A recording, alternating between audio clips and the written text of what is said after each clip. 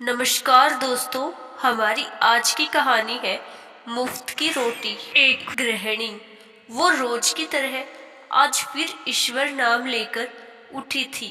Kitchen में आई और चूल्हे पर चाय का पानी चढ़ाया। फिर बच्चों को नींद से जगाया ताकि वे स्कूल के लिए तैयार हो सकें।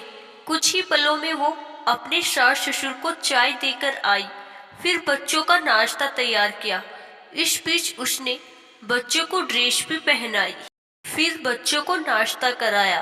पति के लिए दोपहर का टिफिन बनाना भी जरूरी था। इस बीच स्कूल का रिक्शा आ गया और वो बच्चों को रिक्शा तक छोड़ने चली गई। वापस आकर पति का टिफिन बनाया और फिर मेज से जूठे बर्तन इकट्ठा किए। इस बीच पतिदेव की आवाज आई कि मेरे कपड़े निकाल दो। उनको ऑफिस जाने के लिए कपड़े निकाल कर दिए।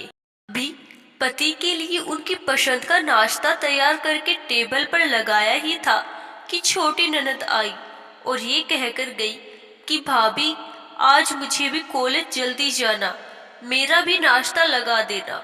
तभी देवर की भी आवाज आई कि भाभी, नाश्ता तैयार हो गया क्या? अभी लीजिए, नाश्ता तैयार है। पति और देवर ने नाश्ता किया और अखबार पढ़कर अपने अपने ऑफिस के लिए निकल चले।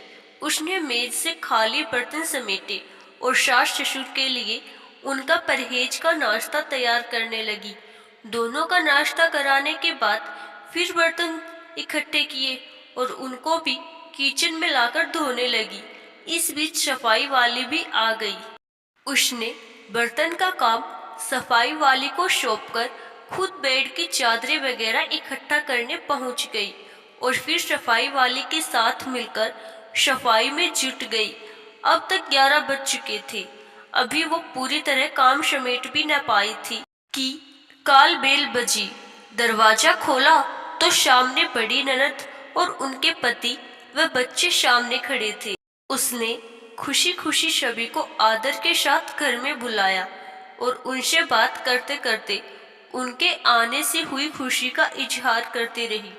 ननद की फरमाइश के मुताबिक नाश्ता तैयार करने के बाद अभी वो ननद के पास बैठी ही थी कि सास की आवाज आई कि बहू, खाने का क्या प्रोग्राम है? उसने घड़ी पर नजर डाली तो 12 बज रहे थे। उसकी फिक्र बढ़ गई।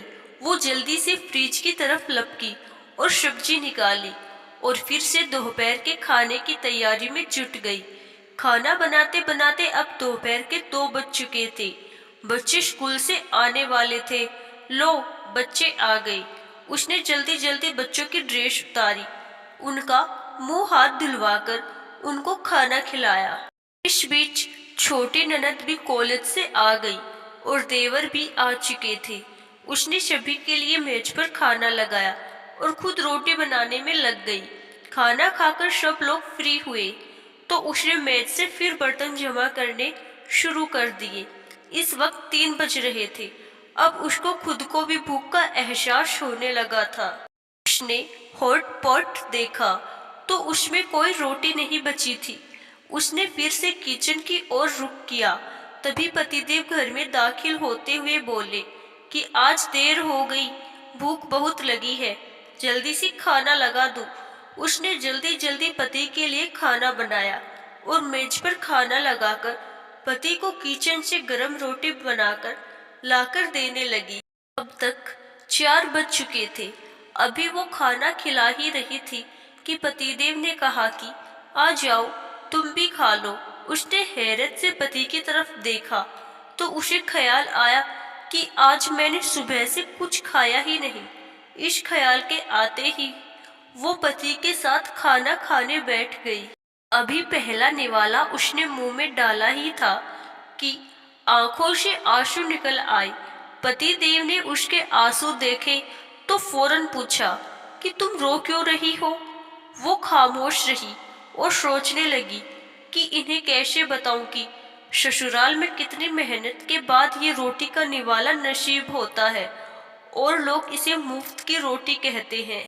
पति के बार बार पूछने पर उसने सिर्फ इतना कहा कि कुछ नहीं, बस ऐसे ही आंसू आ गए।